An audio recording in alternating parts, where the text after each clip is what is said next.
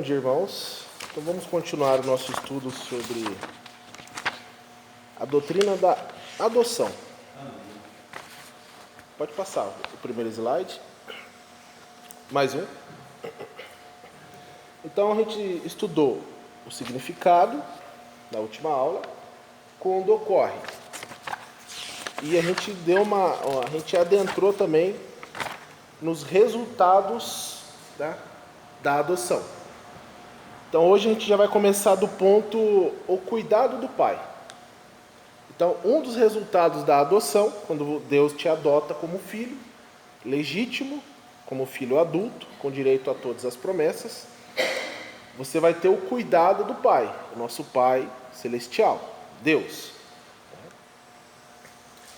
João capítulo 10, versículo 10. Eu vim para que tenham vida e a tenham com abundância. Então, o primeiro objetivo na vida do homem é prover abundantemente para si e para a sua família. Então, este é o primeiro objetivo do homem. O homem trabalha muito e sem cessar para alcançar as coisas de que necessita: comida, roupa, habitação. Mas aquele que põe a sua confiança em Jesus Cristo verifica que Deus cuida dele com terno amor, de maneira que nunca precisa se preocupar com as necessidades físicas. Deus tem prometido dar todas essas coisas àquele que busca em primeiro lugar o seu reino. Então veja, eu vim para que tenham vida e a tenham com abundância. Jesus Cristo falando. Tá? Então, Lucas capítulo 12, do versículo 27 ao 33. Jesus dizendo: observem como crescem os lírios. Eles não trabalham nem tecem. Contudo, eu lhes digo que nem Salomão, em todo o seu esplendor, vestiu-se como um deles. Se Deus veste assim a erva do campo, que hoje existe e amanhã é lançada ao fogo, quanto mais vestirá vocês, homens de pequena fé. Não busquem ansiosamente o que hão de comer ou beber, não se preocupem com isso, pois o mundo pagão é que corre atrás dessas coisas. Mas o Pai sabe que vocês precisam delas. Busquem, pois, o reino de Deus e essas coisas lhes serão acrescentadas. Não tenham medo, pequeno rebanho, pois foi do agrado do Pai dar-lhes o reino. Vendam o que têm e deem esmolas. Façam para vocês bolsas que não se gastem com o tempo, um tesouro nos céus que não se acabe, onde ladrão algum chega perto e nenhuma traça destrói. Então, um dos resultados da adoção é o cuidado do pai, o cuidado que o pai vai ter conosco. Tá? Então, Jesus declarou aqui em João 10:10 e Lucas capítulo 12 que tudo será provido pelo Pai para nós. Tá? Tudo. Ele não está dizendo aqui que você não tem que trabalhar, que você não tem que prover, não. Ele está dizendo para você não ficar ansioso, preocupado com o amanhã, com daqui uma semana, daqui um mês, daqui um ano. Não. Cada dia tem o seu mal. Tá? Então, Jesus disse, não fique ansioso. O Pai sabe o que você precisa, sabe que você tem que comer, sabe que você tem que se vestir, sabe que você tem que tomar um remédio de vez em quando. Ele sabe. Ele está dizendo o quê? Não fica ansioso, que Deus vai te dar tudo isso aí, se você buscar primeiramente o reino de Deus. Então, um dos resultados da adoção é o cuidado do pai. Ok? Outro resultado, a correção do pai. O castigo paternal é administrado com a finalidade de corrigir o filho desobediente. Aqueles que nunca nasceram de novo não são filhos de Deus. E, portanto, é-lhes permitido continuar no seu pecado, né, e desobediência, sem a correção do Pai. Então veja, quando você olha para o ímpio, pintando e bordando, fazendo tudo que lhe apraz, e a vida dele dá certo, e ele prospera. Quando você pisa uma coisinha fora da risca, você toma a chapuletada no lombo. Por quê? Deus se preocupa com os filhos dele. Ele corrige os filhos dele. Então, mas não é assim com o filho adotivo, porque juntamente com os privilégios, ele recebe os deveres e obrigações de filho. Então veja, o brasileiro, falando de modo geral, ele gosta muito dos direitos, mas ele não gosta dos deveres. Eu tenho o direito disso, tá? Mas você deve fazer isso aqui também. Então, o Filho de Deus é a mesma coisa. Você tem os seus direitos, você é cordeiro de Cristo, você tem direito a todas as promessas. Então, tudo que foi prometido a Cristo é prometido a você também. Só que você tem os seus deveres, tá? Quando você deve, você é obrigado a fazer. Não é que você pode fazer, você deve fazer. Tá bom? O filho desobediente é disciplinado para que aprenda a obediência e volte para o lugar de bênção na casa paternal. Então, assim como ninguém toma sobre si a responsabilidade de corrigir o filho alheio, então ninguém corrige o filho dos outros. Deus não castiga ou corrige os que são do mundo. A Bíblia fala, filhos do diabo, filhos de Deus. Deus corrige os seus filhos. Ele só considera como filho aquele que nasceu de novo pela fé em Cristo. Ok? Hebreus capítulo 12, do versículo 5 ao 11. Vocês se esqueceram da palavra de ânimo que ele lhes dirige como a filhos? Meu filho, não despreze a disciplina do Senhor, nem se magoe com a sua repreensão. Pois o Senhor disciplina a quem ama, e castiga todo aquele a quem aceita como filho. Geralmente o filho, quando é castigado pelo pai, ele não entende. A mesma coisa é o cristão. Quando ele é castigado pelo pai, momentaneamente ele não entende. Depois ele entende que é para o bem. Suportem as dificuldades, recebendo-as como disciplina. Deus os trata como filhos. Pois, qual o filho que não é disciplinado por seu pai? Se vocês não são disciplinados, e a disciplina é para todos os filhos, então vocês não são filhos legítimos, mas sim ilegítimos. Então aquela pessoa que diz que é cristã, que vive no pecado, e não acontece nada com ela, ela não é cristã, ela não é salva. Tá? Então, uma das evidências da sua salvação é que quando você peca, você é disciplinado. Ok? Além disso, tínhamos pais humanos que nos disciplinavam, e nós os respeitávamos. Quanto mais devemos submeter-nos ao Pai dos Espíritos, para assim vivermos. Nossos pais nos disciplinavam por curto período, segundo lhes parecia melhor. Mas Deus nos disciplina para o nosso bem, para que participemos da sua santidade. Nenhuma disciplina parece ser motivo de alegria no momento, mas sim tristeza. Mas mais tarde, porém, produz fruto de justiça e paz para aqueles que por ela foram exercitados. Ok? Então, um dos resultados da adoção é a correção do pai. Okay? Próximo resultado, o conforto do pai. Neste mundo de constantes aflições, há por todos os lados aqueles que procuram no suicídio a solução dos seus problemas. As pessoas procuram resolver as suas dificuldades de muitas maneiras, mas deixam de apelar para Deus. A condição desesperadora do mundo pesa muito sobre os seus corações, mas o Senhor Jesus disse, João 16:33, eu lhes disse essas coisas para que em mim vocês tenham paz. Então veja, eu lhe disse essas coisas para que em mim vocês tenham paz. Então, quando você busca o reino de Deus, você tem paz. Então, quando você acorda de manhã, sua primeira prioridade é orar, você tem paz. Se você busca em primeiro lugar a palavra de Deus no seu dia, você tem paz. Ok? Se durante o seu dia você se esforça para fazer como a palavra pede para você fazer, você tem paz. Então, eu lhes disse essas coisas para que em mim vocês tenham paz. Neste mundo vocês terão aflições, contudo, tenham ânimo. Eu venci o mundo. Então você terá ânimo. Então você tem o conforto do Pai.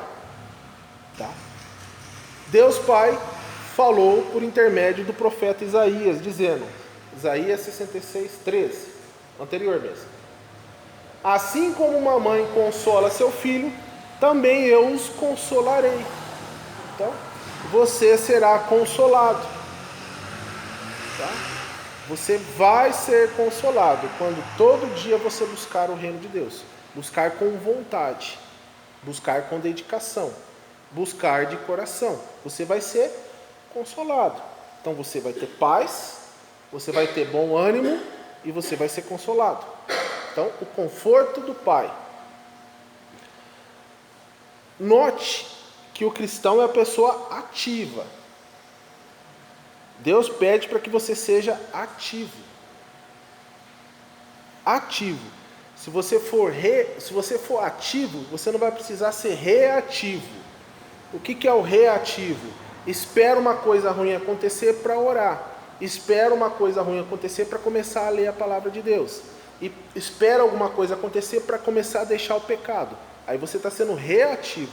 Se você for ativo, não vai acontecer a coisa ruim. Você não vai pecar. Você não vai andar desleixado com a palavra de Deus.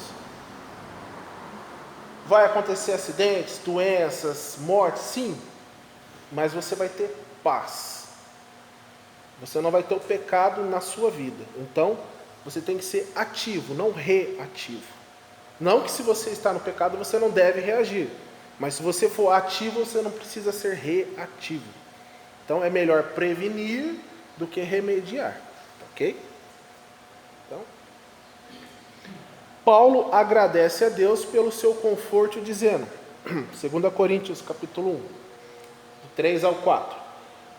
Bendito seja o Deus e Pai de nosso Senhor Jesus Cristo, Pai das misericórdias e Deus de toda a consolação, que nos consola em todas as nossas tribulações, para que, com a consolação que recebemos de Deus, possamos consolar os que estão passando por tribulações. Então veja, Pai das misericórdias, nos consola, e com isso gera fruto. Nós consolamos quem passa por tribulações. Tá?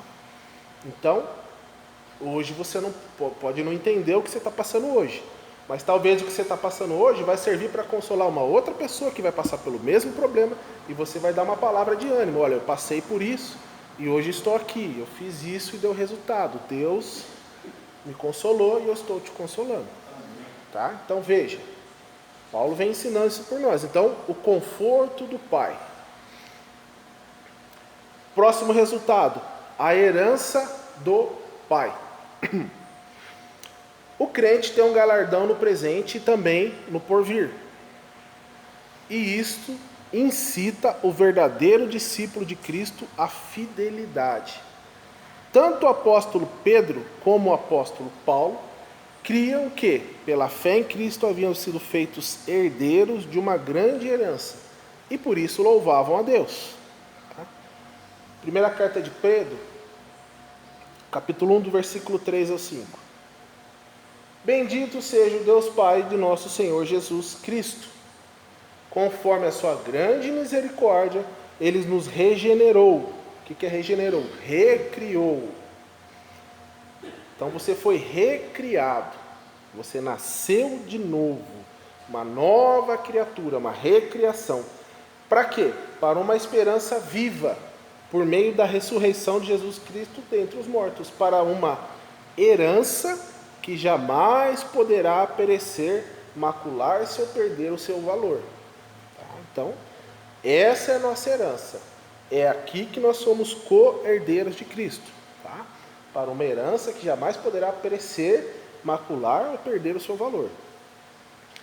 Herança guardada onde? Nos céus, para vocês. Então veja, onde está a nossa herança? No céu. Está guardada lá. Para vocês que, mediante a fé, são protegidos pelo poder de Deus até chegar à salvação prestes a ser revelada no último tempo. Aqui é o que? A sua glorificação. O seu corpo glorificado. Então, a herança do Pai. Então, Paulo tinha certeza de sua herança porque disse em Romanos capítulo 8, do versículo 16 ao 17. O próprio Espírito testemunha ao nosso Espírito. Então, veja, o Espírito Santo que habita dentro de você, ele testemunha com o seu Espírito, com a sua alma. Que somos filhos de Deus. Então, veja, o próprio Espírito testemunha ao nosso Espírito que somos filhos de Deus. Se somos filhos, então somos o quê? Herdeiros. Herdeiros de Deus e co-herdeiros com Cristo. Tá? Então veja, você é co-herdeiro de Cristo. Tudo que é de Cristo é seu também. Então, herdeiros de Deus e co-herdeiros com Cristo, se de fato participamos dos seus sofrimentos, para que também participemos da sua glória. Então, você vai participar dos sofrimentos de Cristo. Então, o que Cristo sofreu, você também vai sofrer. Para que também participemos do quê? Da sua glória. Primeiro, os deveres, depois, os direitos. Ok? Então, a herança do Pai. Bênçãos recebidas por causa da nova relação com Deus. Então, a adoção trata primeiramente de posição. Tá? Posição de intimidade, de comunhão e privilégios. O filho adotivo goza de todos os privilégios e direitos de um filho legítimo. Alguns desses privilégios e direitos são salientados na palavra de Deus. Tá? Então, o primeiro privilégio. O privilégio de participar do nome do Pai. Há quem queira mudar de nome. Alguns nomes merecem mais prestígio e respeito do que outros. Mas participamos do nome que está acima de todo o nome. Então, aqui nesse mundo, dependendo do seu sobrenome, você vai ter prestígio ou não. Ou você vai ser um completo desconhecido. Nesse mundo aqui. Espiritualmente falando, no mundo que será feito. Um novo mundo, novos céus. Então, nós participamos no nome que está acima de todo nome. Filipenses capítulo 2, versículo 9. Por isso Deus o exaltou à mais alta posição e lhe deu o nome que está acima de todo nome. É desse nome que nós participamos. Efésios 3,15, do qual recebe o nome toda a família nos céus e na terra. Então, somos a família de Deus e nós participamos do nome que está acima de todos os nomes. Então, o prestígio que nós não temos aqui, nós temos lá, por causa do nome do Senhor Jesus Cristo. Então, o privilégio de participar do nome do Pai. Primeira carta de João, capítulo 3, versículo 1. Veja como é grande o amor que o Pai nos concede. Então, qual é o tamanho do amor que o Pai nos concede? É grande. Ele é grande, ele não é pequeno. Que fôssemos chamados filhos de Deus, o que de fato somos. Por isso o mundo não nos conhece, porque não o conheceu. Ok? Então, filhos de Deus, o que de fato somos. Então, participamos do nome que está acima de todos os nomes. 2. O privilégio de participar da semelhança do Pai. Então, temos o privilégio de participar do nome e agora da semelhança. O sentido espiritual da adoção na família de Deus ultrapassa por muito o sentido material que nós conhecemos. Tá? Então, nós temos uma visão ainda limitada, uma visão carnal. Temos um vislumbre do espiritual. Pouquinha coisa foi revelada para a gente. Tá? Então, às vezes a gente vê muito com o olho carnal. Então, ultrapassa, a adoção como filho de Deus ultrapassa esse mundo, ultrapassa tudo que nós entendemos aqui. Tá? Verdadeiramente não podemos comparar as duas coisas. Ainda que o filho adotivo tenha todos os privilégios do filho legítimo, ele sempre se parece com seus pais originais. Então veja, quando você adota uma criança aqui, ele se parece com quem? Com os pais dele. Apesar dele ter todo o direito, dele fazer parte legalmente, documentadamente, de tudo que é seu, ele se parece com quem? Com os pais dele. Ele nunca vai mudar e se parecer com você como um filho seu. Tá? Já na esfera espiritual, o crente é radicalmente transformado. 2 Coríntios 5,17. Portanto, se alguém está em Cristo, é nova criação. As coisas antigas já passaram, eis que surgiram coisas novas. Então Deus te transforma.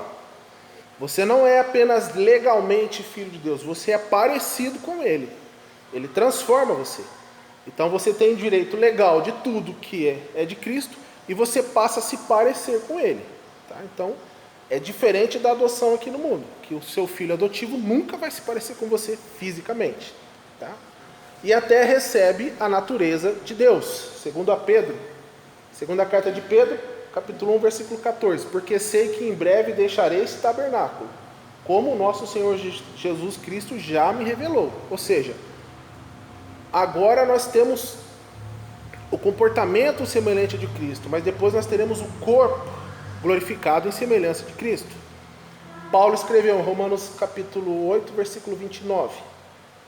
Pois aquele que de antemão conheceu também os predestinou para serem conformes à imagem de seu Filho, a fim de que ele seja o primogênito entre muitos irmãos.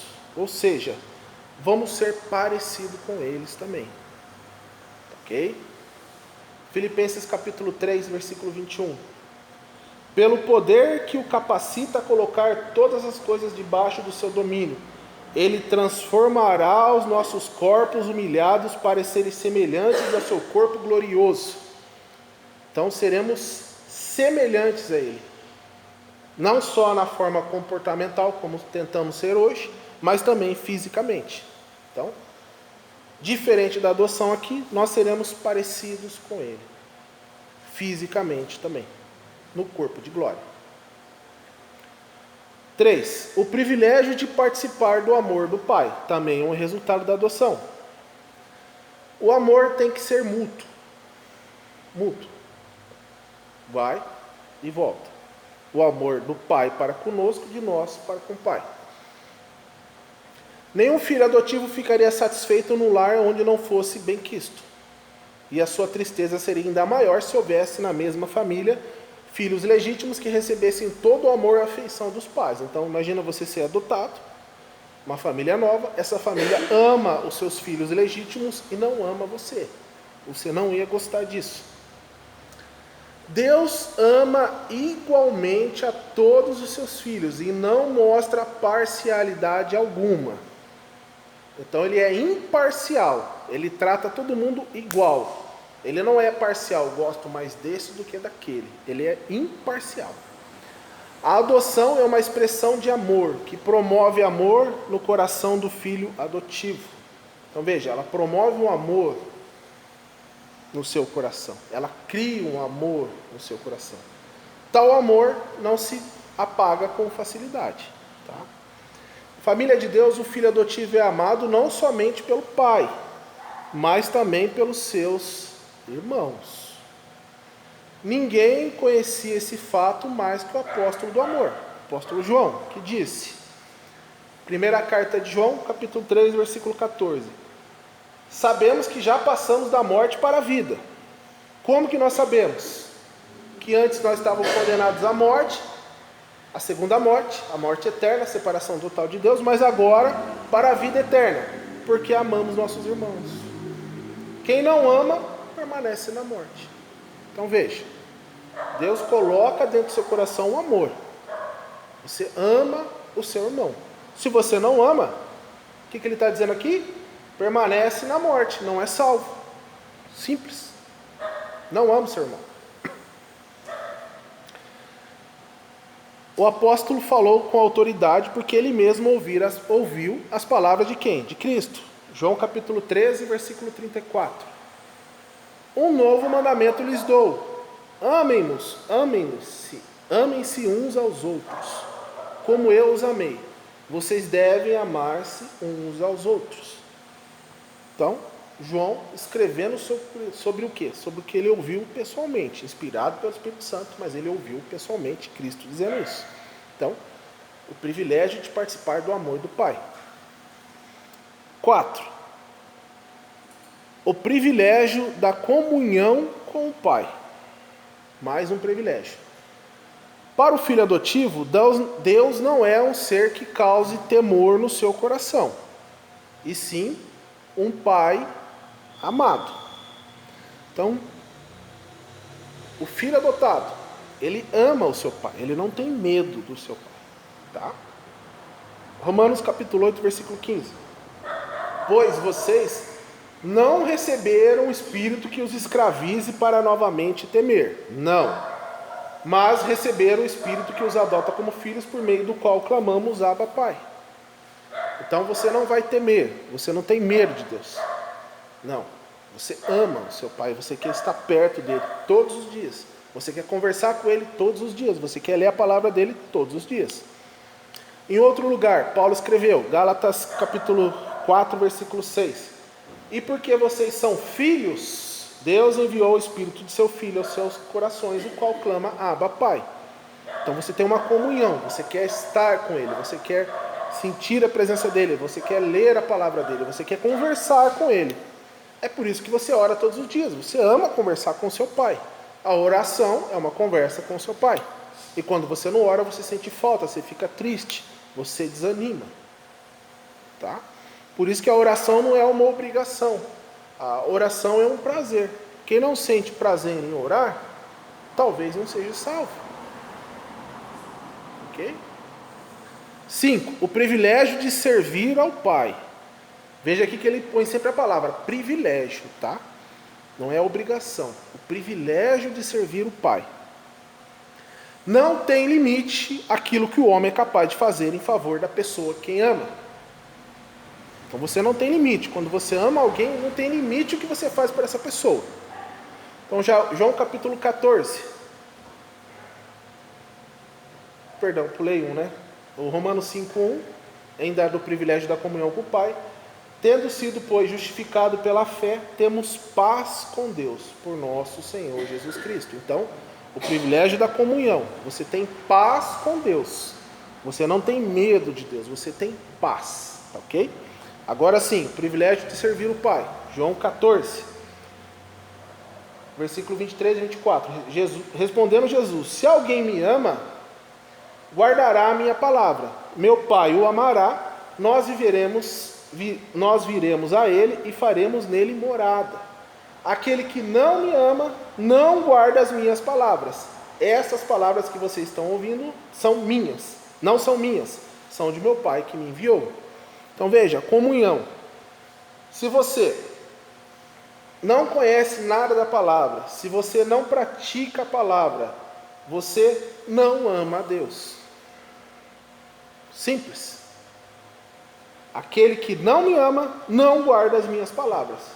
Quem guarda a palavra? Quem conhece a palavra, quem lê a palavra, quem estuda, quem medita, quem aplica a palavra na sua vida. Não guarda, não conhece, não guarda, não ama. Simples. Quem está falando isso aqui? Jesus. Simples assim. Tá? Então, quem ama tem prazer em estudar a palavra de Deus. Não tem prazer em estudar a palavra de Deus, não ama. Simples.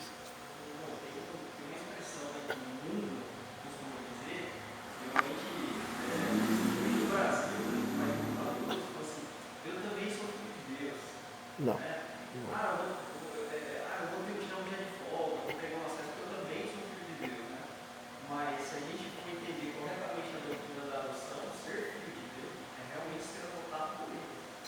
E arrogar esse título de filho, né, sem ter sido adotado, é totalmente equivocado.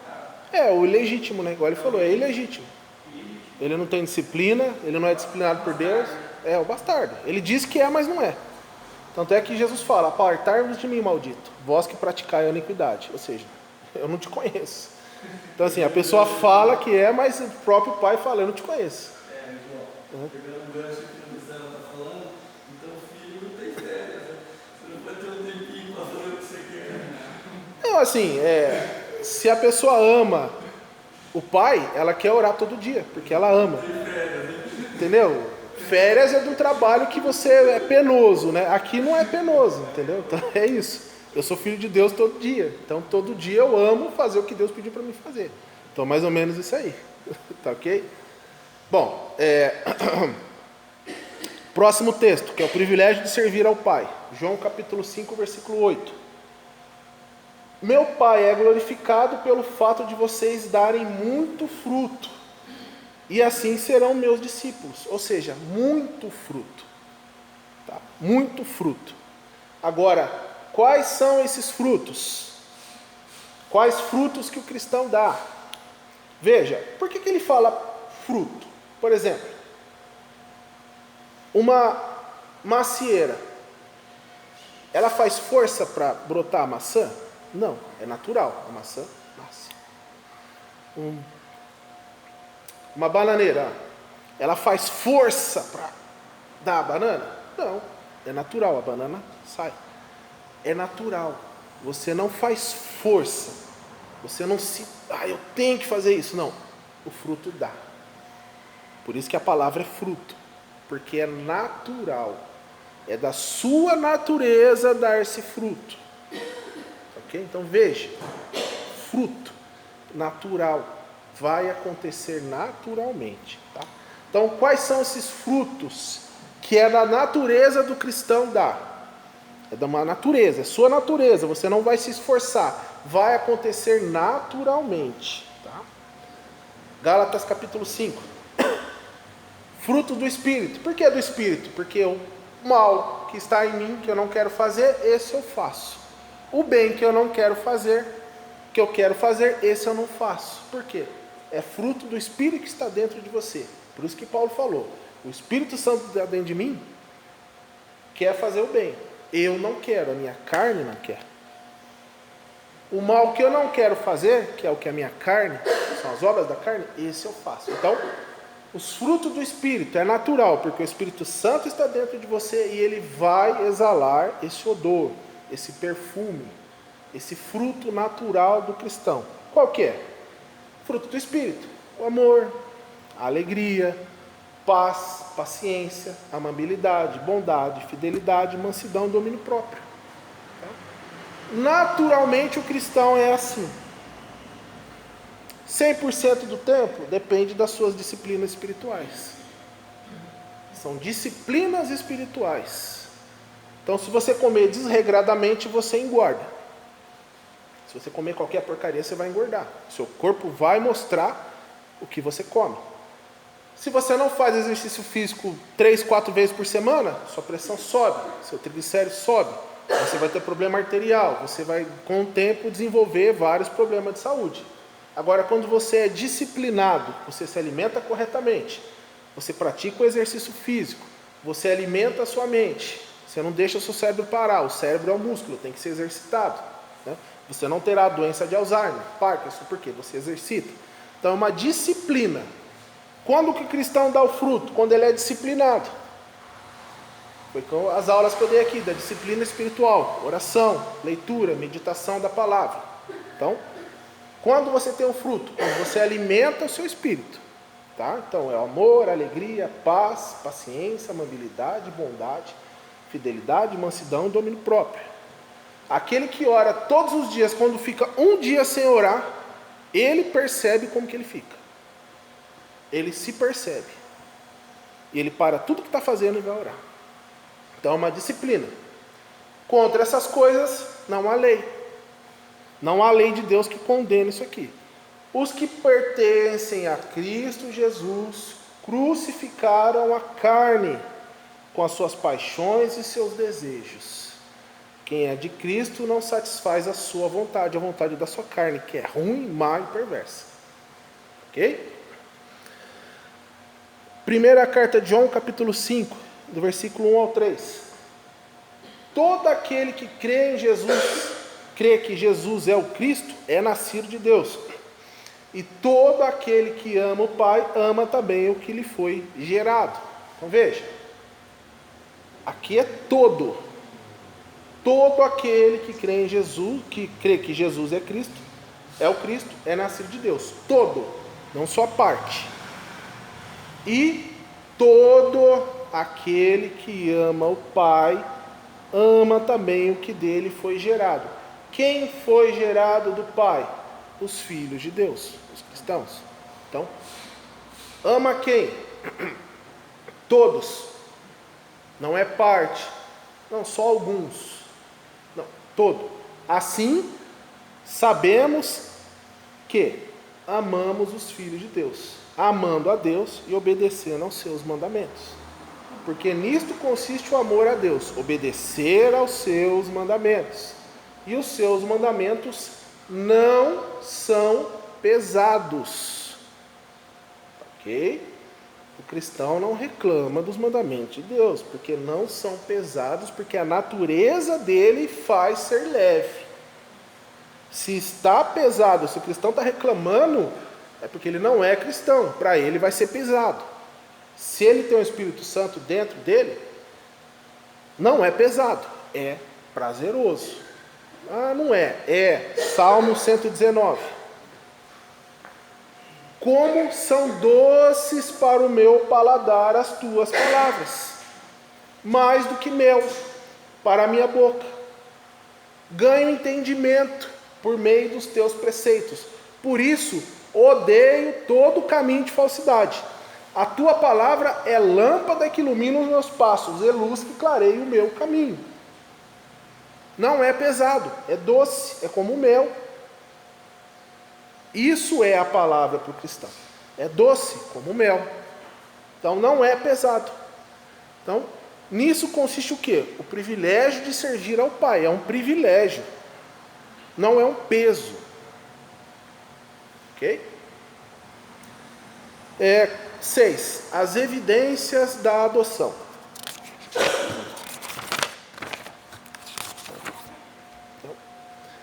Primeira carta de João, capítulo 3, versículo 7 ao 10. Filhinhos, não deixe que ninguém os engane. Tá? Não deixe que ninguém os engane. Não deixe. Aquele que pratica a justiça é justo, assim como ele é justo. Quem é justo? Cristo. Quem pratica a justiça? O cristão. Aquele que pratica o pecado é do diabo. Veja, quem pratica o pecado, o cristão peca, ele tropeça, se levanta, ora, confessa e abandona. É um tropeço. Quem pratica o pecado, vive no pecado, gosta do que está fazendo, esconde o que está fazendo de todo mundo, ninguém está vendo. Esse é o que pratica o pecado, tá? Aquele que vive no pecado, gosta, não se sente triste, envergonhado, não, gosta, esconde, gosta do que está fazendo. Então, aquele que pratica o pecado é do diabo, porque o diabo vem pecando desde o princípio. Para isso o Filho de Deus se manifestou. Então, para que Jesus Cristo se manifestou? Para destruir as obras do diabo. Todo aquele que é nascido de Deus não pratica o pecado, porque a semente de Deus permanece nele. Ele não pode estar no pecado, porque é nascido de Deus. Ele nem consegue. Às vezes ele quer, mas não consegue. Tá? Desta forma sabemos quem são os filhos de Deus e quem são os filhos do diabo. Quem não pratica a justiça não procede de Deus. E também quem não ama seu irmão. As evidências da adoção, você evidencia com a sua vida, não com o que você fala, tá? Com a sua vida. A adoção, como a justificação, é primeiramente uma transação que se efetua no céu.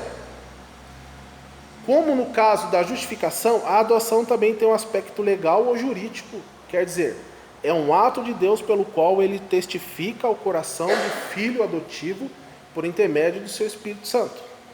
Tá? Contudo, há certas evidências visíveis que provam ao mundo incrédulo a realidade desta obra de Deus. Os filhos de Deus têm certas características que os distinguem dos filhos do mundo. Então você vai herdar algumas características. Tá? Os filhos de Deus são dirigidos pelo Espírito de Deus. Cada pessoa que já experimentou o novo nascimento pelo Espírito de Deus está sujeita à sua direção. Certo? A direção de quem? De Deus. O valor do trabalho que fazemos é determinado pela maneira em que nos entregamos à direção do Espírito. Então o apóstolo Paulo afirma que Cristo morreu para condenar o pecado, Romanos 8,4. A fim de que as justas exigências da lei fossem plenamente satisfeitas em nós, que não vivemos segundo a carne, mas segundo o Espírito. Então veja, as justas exigências da lei. Na sua carta aos Gálatas ele escreveu, Gálatas 5,18. Mas, se vocês são guiados pelo Espírito, não estão debaixo da lei. Então veja, você é guiado por Deus, através do Espírito Santo dele que habita em você. Então, são dirigidos por Deus. B. Os filhos de Deus têm confiança filial no Pai. Então, você é dirigido por Deus e você confia no Pai. Provérbios 16, do 18 ao 19.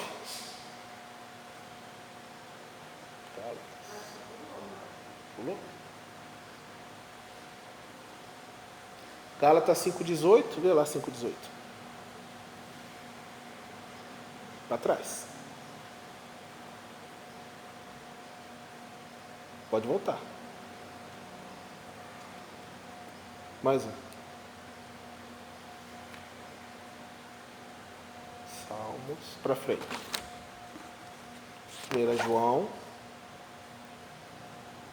Romanos 8,4. Gálatas 5,18. Provérbios 16, pulou? Puxa aqui.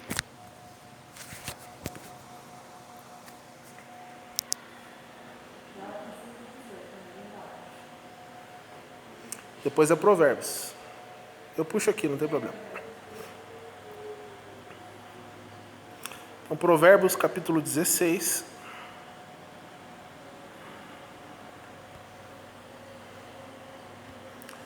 (18 ao 19).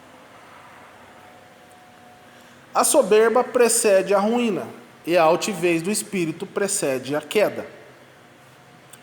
Melhor é ser humilde de espírito com os mansos, do que repartir o despojo com os soberbos. Então veja, soberba, altivez de espírito. Então a soberba precede a ruína, e a altivez do espírito precede a queda. Melhor é ser humilde de espírito com os mansos, do que repartir o despojo com os soberbos. Então, uma das características daqueles que não nasceram de novo pelo Espírito de Deus é o seu orgulho e autossuficiência. Então, o homem natural, não nascido de Deus, é orgulhoso e acha que é autossuficiente. Ele acha que ele não é. Ok? João 8, 33 ao 36. Eles lhe responderam: somos descendentes de Abraão e nunca fomos escravos de ninguém. Como você pode dizer que seremos livres? Jesus respondeu: digo-lhes a verdade. Digo-lhes a verdade. Todo aquele que vive pecando é escravo do pecado. O escravo não tem lugar permanente na família, mas o filho pertence a ela para sempre.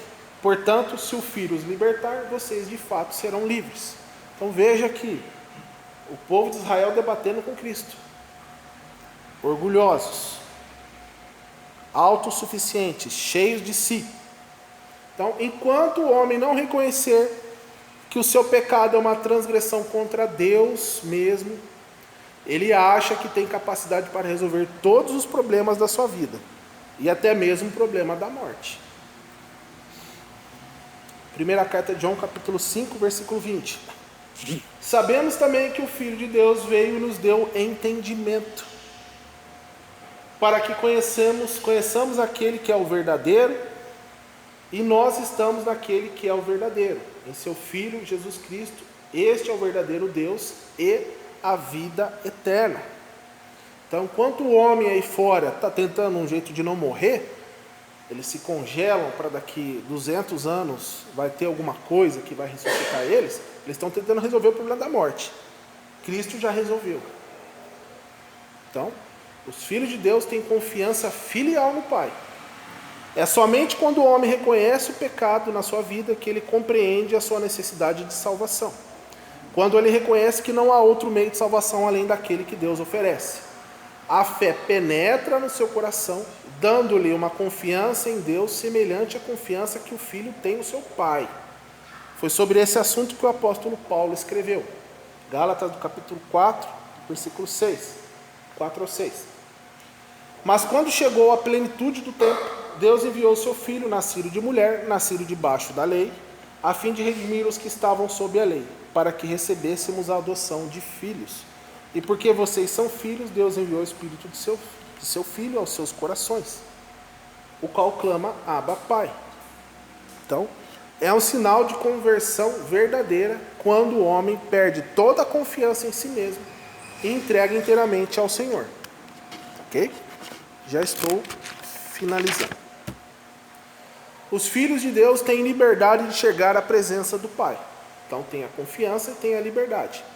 Hebreus 9, 14. Quanto mais então o sangue de Cristo, que pelo Espírito Eterno se ofereceu de forma imaculada a Deus, purificará a nossa consciência de atos que levam à morte, de modo que sirvamos ao Deus vivo. Então, você foi purificado, o que? A sua consciência, de atos que levavam à morte, de modo que sirvamos ao Deus vivo. Tá? Então, aquele que já foi purificado do seu pecado pelo precioso sangue de Cristo e revestido na sua justiça, pode, em qualquer momento, sem temor, chegar à presença de Deus. Mas aqueles que nunca foram purificados do pecado não têm esse direito. Não tem. Mateus 25, 41. Então ele dirá aos que estiverem à sua esquerda: malditos, aparte-se de mim para o fogo eterno, preparado para o diabo e seus anjos. Não tem esse direito, tá? Não tem. O homem não pode receber maior privilégio do que a liberdade de chegar à presença do Deus infinito, que fará qualquer coisa que se pedir segundo a sua vontade. Enquanto outrora éramos inimigos de Deus, sem direito de nos aproximarmos dele, agora temos, Romanos capítulo 5, versículo 1 ao 2, paz com Deus, por nosso Senhor Jesus Cristo, por meio de quem obtivemos acesso, pela fé, a esta graça na qual agora estamos firmes e nos gloriamos na esperança da glória de Deus. Temos paz com Deus e temos acesso a Deus. Tá? Paulo também falou, Efésios 3,12, por intermédio de quem temos livre acesso a Deus, em confiança, pela fé nele. Livre acesso. O escritor de Hebreus também escreveu, Hebreus capítulo 4.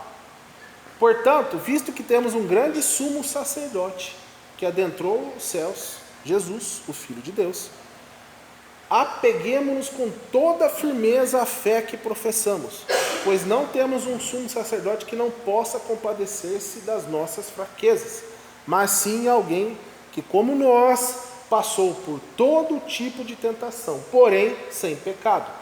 Assim sendo, aproximemo-nos do trono da graça com toda a confiança, a fim de recebermos misericórdia e encontrarmos graça que nos ajude no momento da necessidade. Ok? Então, liberdade.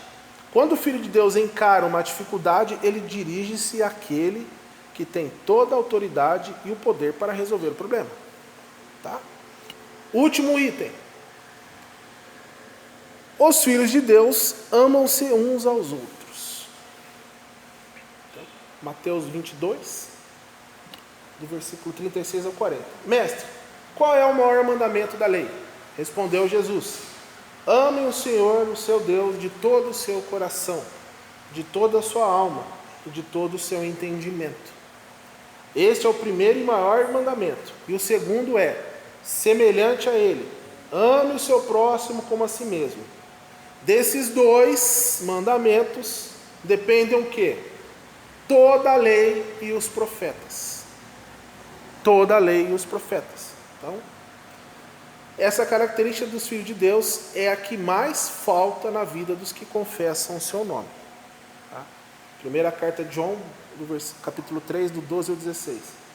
Não sejamos como Caim, que pertencia ao maligno e matou seu irmão. E por que o matou? Porque suas obras eram más e as de seu irmão eram justas. Inveja. Meus irmãos, não se admirem se o mundo os odeia. Sabemos que já passamos da morte para a vida, porque amamos nossos irmãos. Então, como você sabe que você é salvo? Quando você ama seu irmão. Quem não ama, permanece na morte. Quem odeia seu irmão é assassino.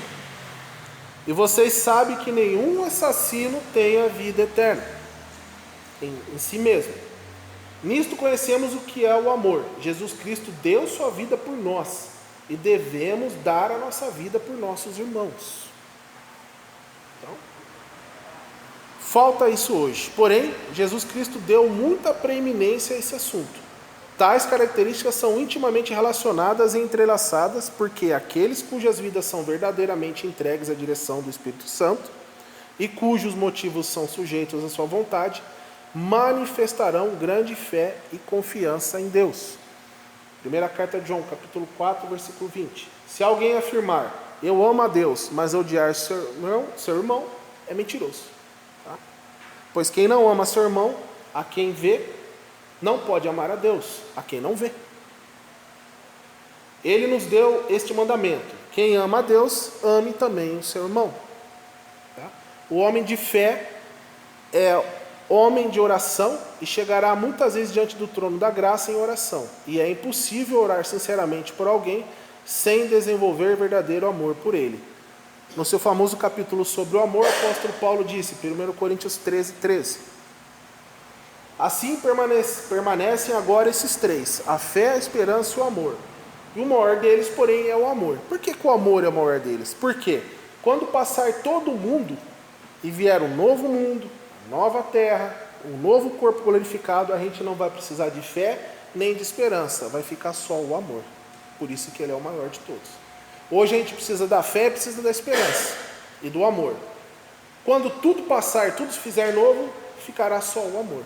Ele é o mais importante. Ok? Então, João considerou esse tema tão importante que fez dele o principal assunto da sua primeira epístola.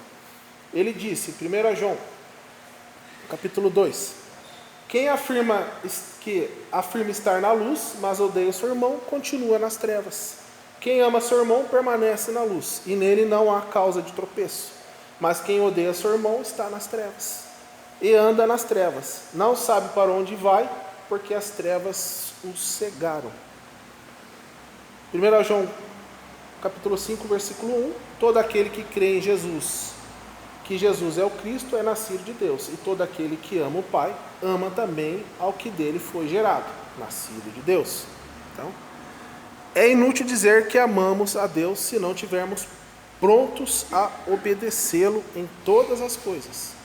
Os seus mandamentos são claros e definidos, e não são difíceis, porque com cada mandamento ele dá o poder necessário para cumprir o mesmo. Tá? Então, continuando, 1 João capítulo 5, do 2 ao 3.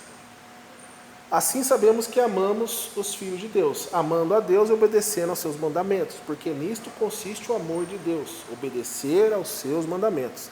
E os seus mandamentos não são pesados. Então, cada filho de Deus deve mostrar esses distintivos em sua vida. Distintivos que distinguem você dos outros. Tá? Por isso que o policial tem um distintivo. Eu sou distinto, eu sou diferente dos outros. Um distintivo. Então, cada filho de Deus tem um distintivo. Olha, está aqui meu distintivo, eu sou diferente. Qual é o seu distintivo? O amor. Então, Então, esses distintivos devem, em sua vida, e deve crescer continuamente nessas virtudes. A sua vida espiritual deve produzir muito fruto. Nosso Senhor Jesus Cristo nos deu a receita da produtividade espiritual. João capítulo 15. Permaneçam em mim e eu permanecerei em vocês.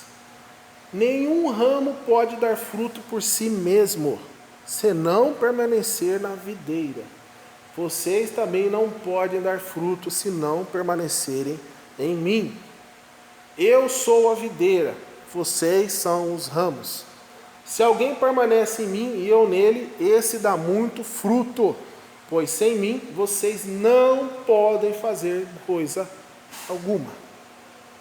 Tá ok, irmãos? Então, finalizei hoje o estudo sobre a doutrina da adoção. Se alguém tiver alguma dúvida, tá? Depois pode me procurar, terei muito prazer em responder, tá ok? Vamos orar para Deus, agradecendo a nossa aula. Pai, obrigado pelo privilégio de estarmos aqui, estudando, meditando na Tua Palavra.